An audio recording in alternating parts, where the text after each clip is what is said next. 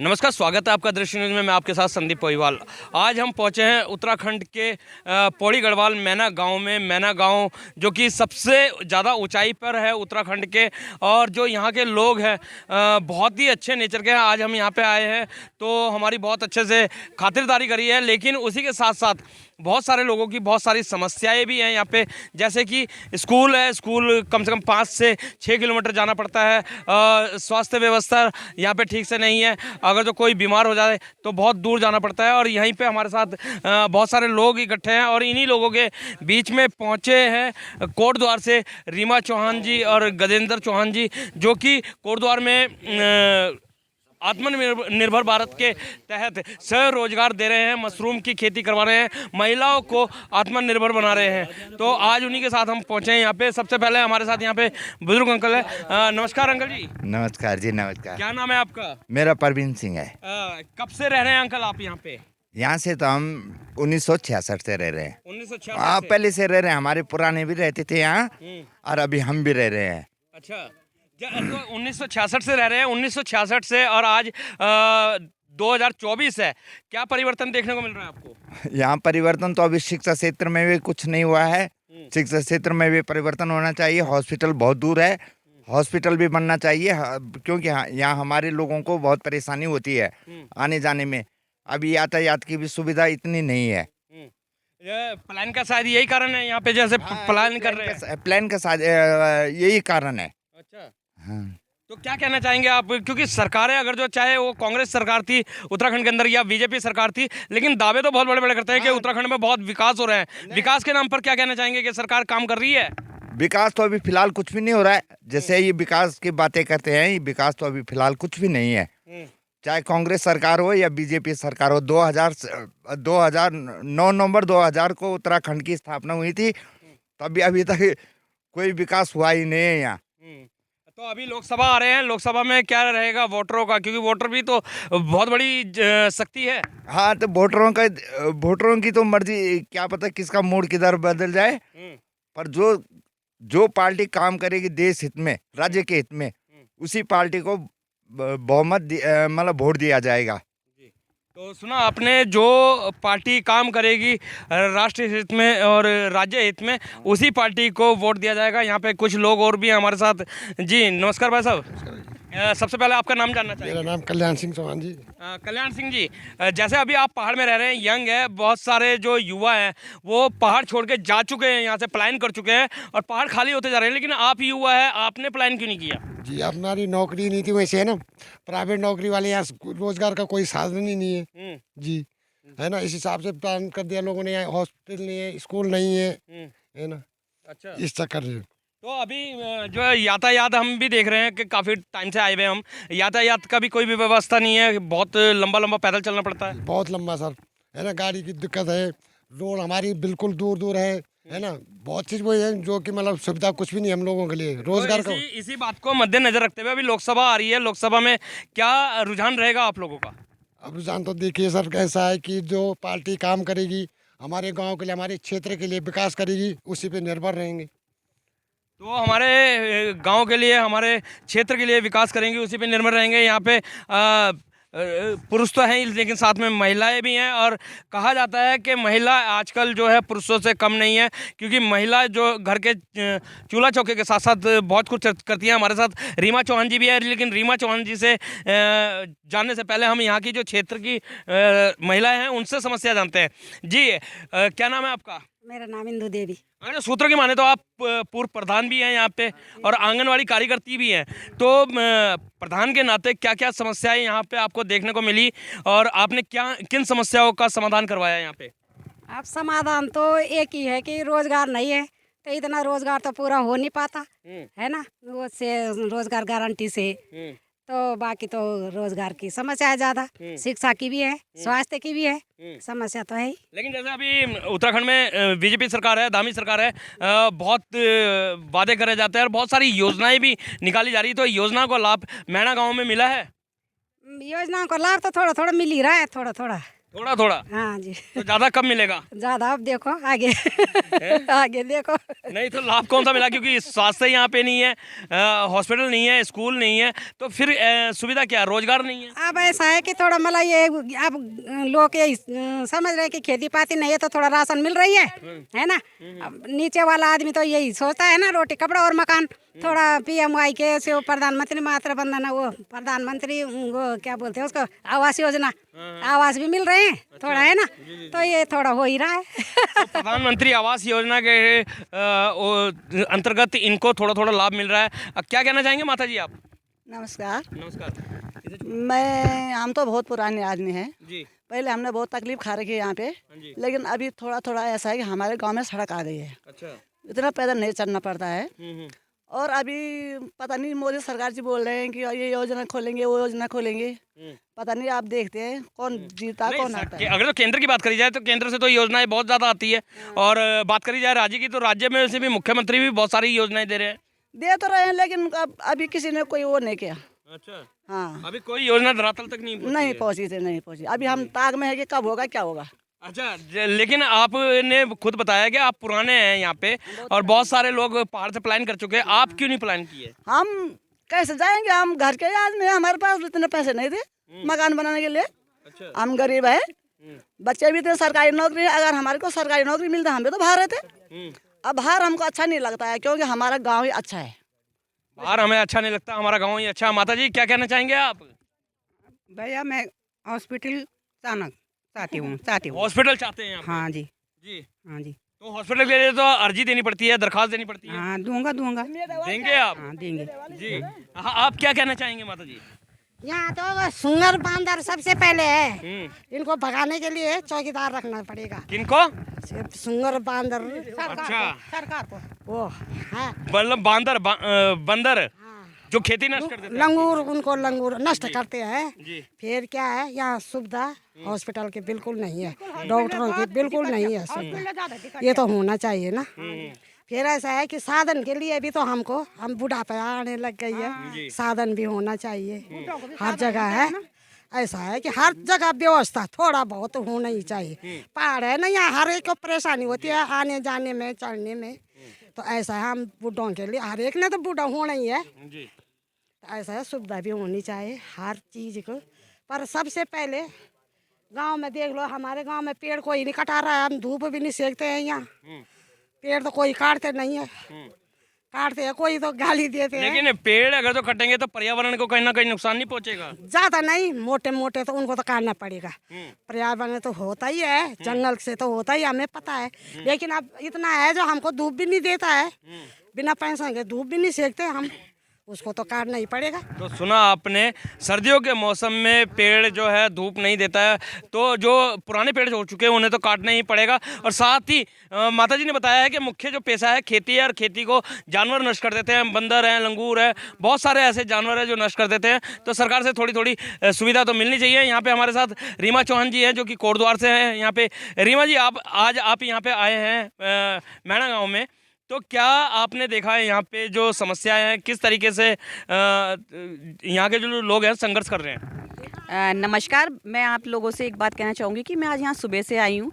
ये मेरा ससुराल है और मैं पहली बार आई हूँ, लेकिन मैं सुबह से आके यहाँ पे एक ही चीज़ ऑब्जर्व कर रही हूँ कि सब लोग ये कह रहे हैं कि यहाँ पे बंदर और जो सुअर है वो यहाँ पे खेती नहीं होने देते हैं। उसके बहुत परेशानी है, अब लोगों ने यहाँ खेती करनी ही छोड़ दी है।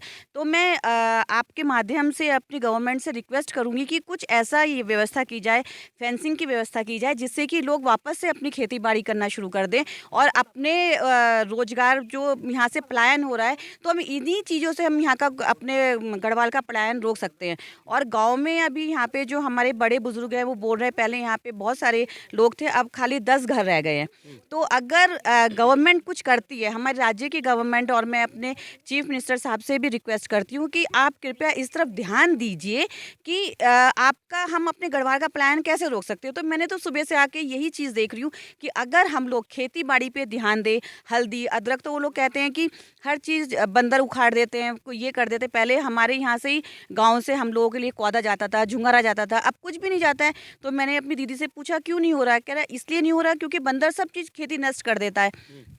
यहाँ पे फेंसिंग की बहुत ज़्यादा ज़रूरत है और वो सुविधाएं यहाँ पे लोगों को गांव में उपलब्ध करानी चाहिए। रीमा जी, अगर जो देखा जाए उत्तराखंड की, अगर जो हम बात करें तो उत्तराखंड एक कृषि देश है। अगर तो पहाड़ों की बात करी जाए तो बहुत सारी जड़ी, जैसे आपके जनप्रतिनिधि होते हैं यहाँ पे गांव में, प्रधान है या जिला पंचायत है या विधायक है, और वो लोग नहीं कुछ भी कर रहे हैं। कुछ नहीं करते हैं, वो अभी बेकार बैठे हैं घर के अंदर, अपनी कूड़ी झुपड़ी बना रहे हैं और गाँव को किसी को नहीं देख रहे हैं। पर ऐसा कोई भी चीज़ जब देता है ना, गवर्नमेंट देता है, चाहे जो मंत्री बना कुछ भी, तो सबको देना चाहिए। ऐसा नहीं कि किसी को छोड़ दो और किसी को दे दो, नहीं करना चाहिए ऐसा काम। तो किसे दे रहे हैं और किसे छोड़ रहे हैं? अब गांव में किसी की, हमको तो छोड़ दिया, मैं अपनी जिम्मेदारी ले रहे, मैं किसी की नहीं लूंगी। तो कौन है यहाँ पे जनप्रतिनिधि जो है? अब जो सीमा सजान बोल रहे हैं, उसने भी बस सौर ऊर्जा दिया था, हमको तो नहीं दिया। अच्छा। तब अब 2 बार 3 बार आ गए सौर ऊर्जा, 1 बार भी नहीं आए, 3 बार आ गए, 3 बार हमको छोड़ दिया। तो जिन लोगों को दिया है कौन थे? उनके अपने थे या उनके मिलने जुलने अब वाले? इतना तो मैं नहीं बोलूंगी, अब इसमें ज्यादा बोलने में दुश्मनाई होती है ना। अब वो तो वही लोग जाने, पर अब ऐसा है ना कि गांव को सुधारना चाहिए जी, बस। ये तो यही लोग जाने, लेकिन गांव को सुधारना चाहिए। जनप्रतिनिधियों को भी ये सोचना चाहिए कि अगर जो योजना आई है तो उसका लाभ सभी को मिले, ना कि केवल गिने चुनों को। जो जो सुन रहे हैं ना, जो बन रहा है तो उसको सब पूरा करना चाहिए, काम जी सही करना चाहिए। अमीर गरीब तो अपने अपनी कमाई पर होगा कोई, लेकिन सामान सबको चाहिए। तो जैसे कि लोगों की बातें आपने सुनी है कि पहाड़ में रोजगार के बहुत ज़्यादा कमी है, इस वजह से पलायन कर रहे हैं। लेकिन वहीं पे अगर जो दूसरी तरफ देखा जाए तो रोजगार करते हुए एक बुजुर्ग अंकल हैं हमारे साथ, और वो जो बना रहे हैं, बांस से टोकरियाँ बना रहे हैं। आप देख सकते हैं कैसे बुन रहे हैं, कितनी अच्छी टोकरी है ये। फल रखने की भी काम आ सकती है, और आपका रोटी वगैरह के लिए भी जैसे डलिया होती है। ये देखिए कितनी सुंदर है। इसमें हम आपको दिखा देते कि ये ढक्कन भी है, यानी कि आप इसमें सब्जी रखें या कोई फल रखें या कोई भी सामान रखें, ख़राब नहीं होगा। और कितना सुंदर से है। तो जानते हैं हम अंकल से कि किस तरीके से बना रहे हैं। जी नमस्कार अंकल जी, क्या नाम है आपका? विक्रम सिंह, विक्रम लाल। विक्रम लाल। हाँ। जहाँ पलायन कर रहे हैं सारे, आप यहाँ पे पहाड़ के चोटी पे बैठ के ये बना रहे हैं बांस से, कैसा लगता है आपको? अच्छा, क्या करना है, सब ठीक ही लगता है अपनो। अच्छा, हाँ ठीक लगता है। हाँ। जैसे ये आप ये टोकरी बना रहे हैं, कितने की बिक जाती है एक टोकरी? अब ये टोकरी है, ये 500 रुपये की। अच्छा। और ये एक डोगा है, वो डोगा को लाने जरा, वो छोटा वाला, हाँ हाँ उसको भी मंगा दो। हाँ। और तब अच्छा, ये हाँ, ये रोटी रखने का ये है। रोटी रखने का है। हाँ, ये कितने का है? ये हाँ। ये 150 रुपये का। जी, तो कितने बना लेते हैं आप एक दिन में? ये एक दिन में कहाँ बनता हो, यहाँ अभी चल के बनाने पड़ेंगे तब। अच्छा, हाँ, पहले बांस काटना है, फिर छीलना है, फिर बनाना है। सुखाना है। हाँ। कच्चा बांस का नहीं बनाता हूँ मैं। अच्छा, कच्चा कितने दिन में एक टोकरी बन जाती है इस टाइप की? अब ये ये वाली एक दिन में एक बनती है ये। एक दिन में हाँ। एक बनती है? नहीं, जैसे बांस लाना है, उसे छीलना है, कितने दिन लग जाते हैं? अगर और आदमी सिखाना है तब जाके तब काम हो जाएगा। हाँ। कोई आदमी तो से और आदमी को सिखाते हैं आप यहाँ है, पे? हाँ हैं? हम सिखाएंगे। अभी कितने आदमी सीख रहे हैं आपके पास? हमने अपना अकेला काम, अकेले काम कर रहे हैं? बस मेरे साथ कौन है, हाँ। मैं अपने अकेला हूँ। तो एक हफ्ते की मेहनत मान लीजिए, आपकी एक हफ्ते की मेहनत में आपको सिर्फ 500 रुपये मिल रहे हैं एक पे। एक हफ्ते में 500 रुपये। हम्म, एक हफ्ते में 500 रुपये में क्या करें, हम्म। क्या बढ़ रहा नहीं, है। हम जो कहना चाह रहे हैं आप समझे नहीं है। जैसे आपने बांस को काटा है, उसे सुखाया है, फिर उसको आप ये इस तरीके से छील रहे हैं, और फिर उसको आप बुन रहे हैं, तो कितने दिन लग जा रहे हैं इस पूरी उसमें? ये तो 4-5 दिन में पेट होगा तब। 4-5 दिन में? अब एक सुखाना पड़ेगा, कच्चा बांस का खराब होता है। अच्छा, एक दिन में एक टोकरे बना रहे हैं? एक टोकरे तो कितने टोकरे बना लेते हैं? महीने का कितना कमा लेते हैं आप? वैसे में तो हम 2 बना देंगे, हम्म, बस इसमें बाहर का टाइम लगता है। ये अच्छा। ये जजिंग जो है ये बाहर की, इसमें टाइम लगता है, हम्म। नहीं तो 2 बन जाता हूँ। अच्छा, बेचने के लिए कहाँ जाना पड़ता है आपको? बेचने को नवा खाल। नोवा खाल। हाँ, तो कितना बेच लेते हो महीने में? वो जितना बर्तन रहेगा उतने के पैसे देगा वो। अच्छा। बस। तो सुना आपने कि कम से कम 4-5 दिन की मेहनत के बाद ये एक टोकरी बनती है और ये जाती है सिर्फ 500 रुपये की। और इतनी मेहनत करने के बाद सिर्फ 500 रुपये, यानी कि महीने के ज़्यादा से ज़्यादा, अगर जो ज़्यादा से ज़्यादा हम मान के चलें अमूमन तो 10 से 12 हज़ार रुपये बाबा जी कमा रहे हैं। और बाबा जी बोल रहे हैं कि यहाँ पे सीखने वाले अगर जो आएँ तो मैं उन्हें सिखाऊंगा भी, क्योंकि जितना काम सीखेंगे उतनी जल्दी काम होगा और उतने ही ज़्यादा ये टोकरियाँ बनेंगी, डलियाँ बनेंगी, जिसकी इसकी कीमत 150 रुपये बताई है, तो उतना ही काम बढ़ेगा। लेकिन मजबूरी ये है कि युवा जो है रोज़गार की तलाश में पलायन करती हूँ कि आप कृपया इस तरफ ध्यान दीजिए कि आपका हम अपने गढ़वाल का प्लान कैसे रोक सकते हैं। तो मैंने तो सुबह से आके यही चीज़ देख रही हूँ कि अगर हम लोग खेती बाड़ी पे ध्यान दें, हल्दी अदरक, तो वो लोग कहते हैं कि हर चीज़ बंदर उखाड़ देते हैं, कोई ये कर देते हैं। पहले हमारे यहाँ से ही गाँव से हम लोगों के लिए कौदा जाता था, झुंगारा जाता था, अब कुछ भी नहीं जाता है। तो मैंने अपनी दीदी से पूछा क्यों नहीं हो रहा है, कह रहा है इसलिए नहीं हो रहा क्योंकि बंदर सब चीज़ खेती नष्ट कर देता है।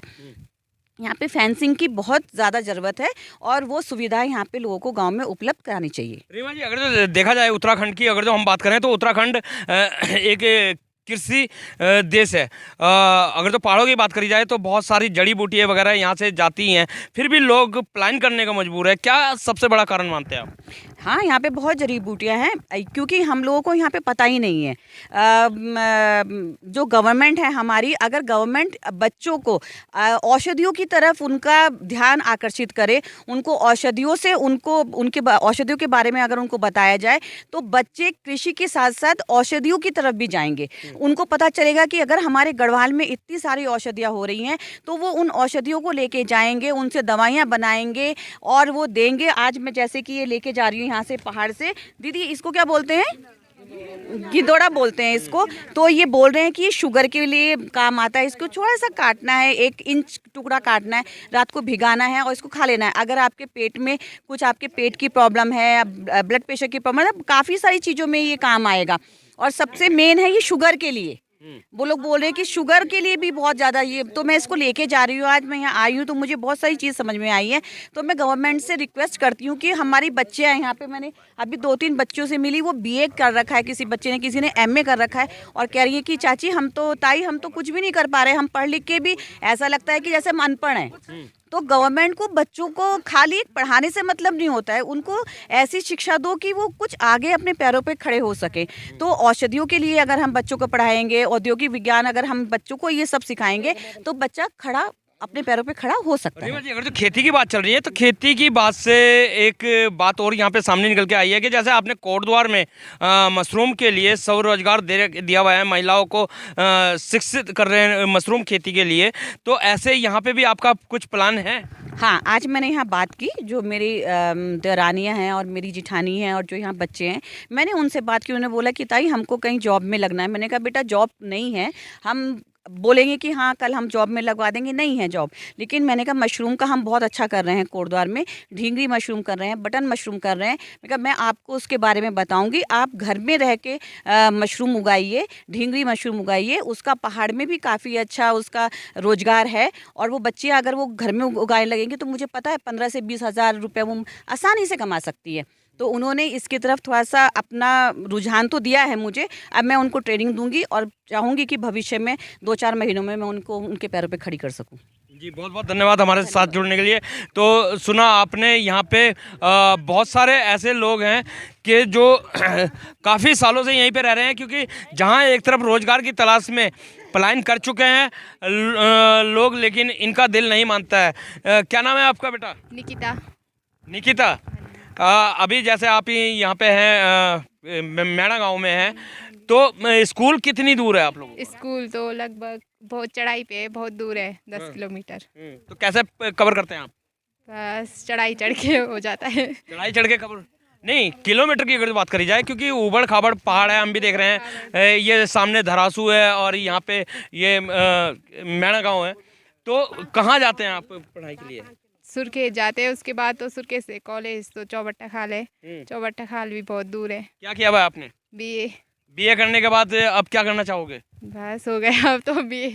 नहीं, नौकरी करना चाहोगे? क्या करना चाहोगे? नौकरी। तो नौकरी के लिए यहीं पे रह के करना चाहोगे कुछ, या बाहर?